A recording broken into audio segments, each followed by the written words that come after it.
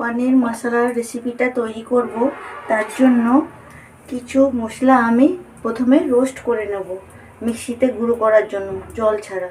এখানে 4খানা শুকনো লঙ্কা নিয়েছি, স্টার এনিস নিয়েছি, জায়ত্রী নিয়েছি, গোটা গরম মশলা নিয়েছি। এটা আমি হালকা রোস্ট করে নেব।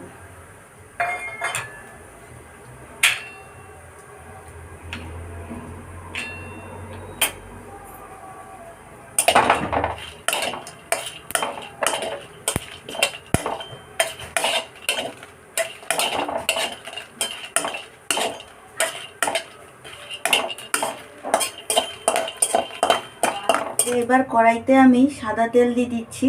আমি এই পুরো রান্নাটা সাদা তেলেই করব, তাই একটু বেশি করেই সাদা তেল দিয়ে দিচ্ছি। সাদা তেলটা গরম হলে আমি এই যে কাজুগুলো ভেজে নেব। এবার আমি এই কাজুগুলো ভেজে নেব। একটু লাল লাল করে ভেজে নেব। এবার আমি তুলে নেব।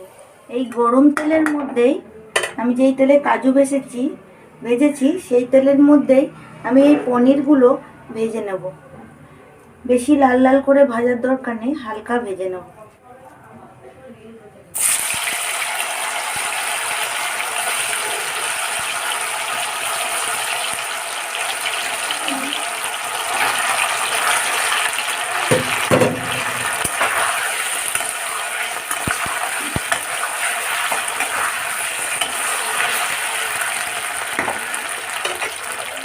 পনিরগুলো আর ভাজবো না। এখানে দেখুন আমি একটা বাটিতে রুম টেম্পারেচারের জল নিয়েছি, ঠান্ডা জল নিয়ে নিই। এই পনিরগুলো তুলে আমি এই জলের মধ্যে ডুবিয়ে রাখবো, তাতে আমার পনিরটা অনেকটা সফট হবে।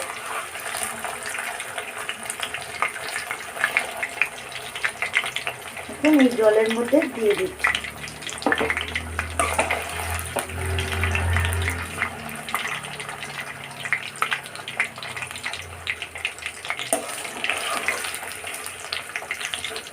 পনিরটা সফট হবে আর খেতেও টেস্ট লাগবে।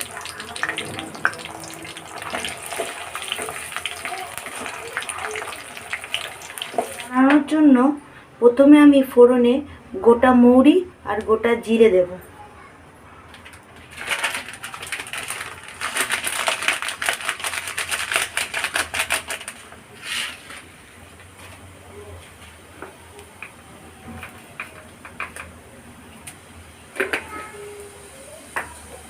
এখানে আমার ফোড়নটা ভাজা ভাজা হয়ে গেছে। এবার আমি এই যে আদা কুচি আর লঙ্কা কুচি, কাঁচা লঙ্কা কুচিটা দিয়ে দেব।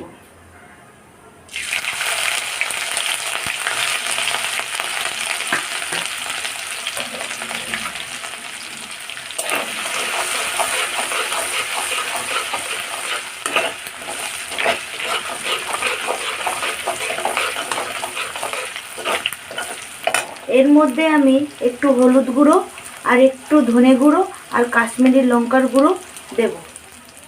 প্রথমে দিচ্ছি হলুদ গুঁড়ো,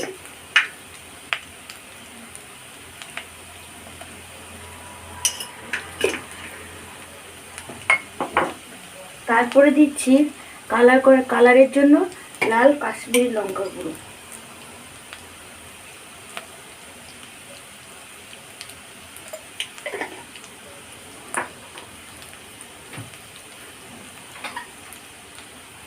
তারপরে দিচ্ছি ধনে গুঁড়ো।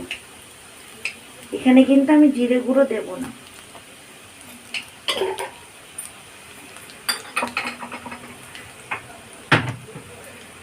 দিয়ে ভালো করে মিক্স করে নিচ্ছি।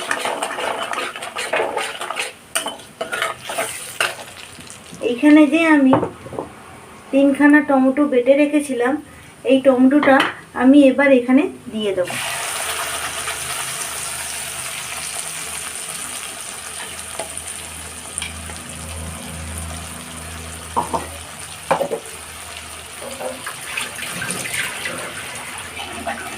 দিয়ে আমি এবার ভালো করে নাড়ব।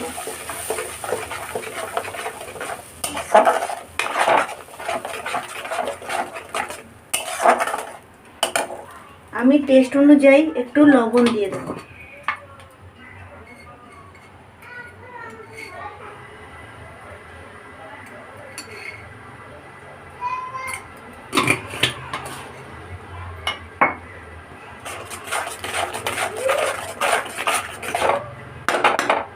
তারপরে আমি এটা ঢাকা দিয়ে আমি কষাবো যতক্ষণ না এর থেকে তেলটা ছেড়ে আসে। তেল ছেড়ে গেছে, কত সুন্দর। এই সময় আমি 2 চামচ টক দই ফেটিয়ে দিয়ে দেবো।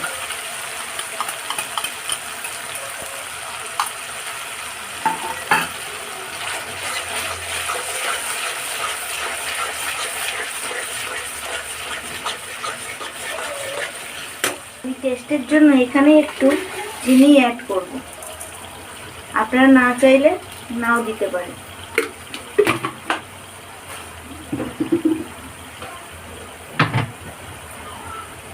আর দেব এই যে আমি ভাজা রোস্টেড করা মশলাটা গুঁড়ো করে রেখেছিলাম জল ছাড়া, সেটা এর মধ্যে দিয়ে দেবো। সবটা দিয়ে ভালো করে নাড়বো।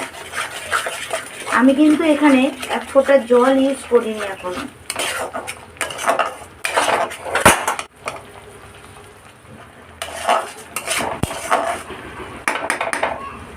এবার আমি ঢাকা দিয়ে এটাকে কষাবো।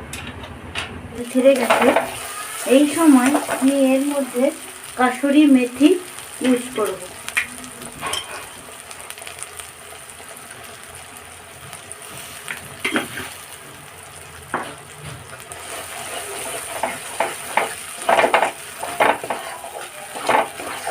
মশলা তো কষানো আমার অলমোস্ট রেডি হয়ে গেছে। তো এবার আমি একটু জল দিয়ে, অল্প জল দিয়ে একটু ফুটিয়ে নেব।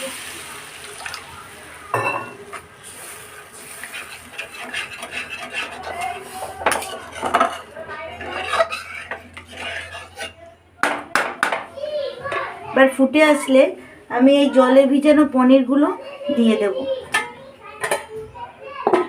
আমি এই যে ঝোলটা ফুটে এসছে, এই সময় আমি পনিরগুলো দিয়ে দেব।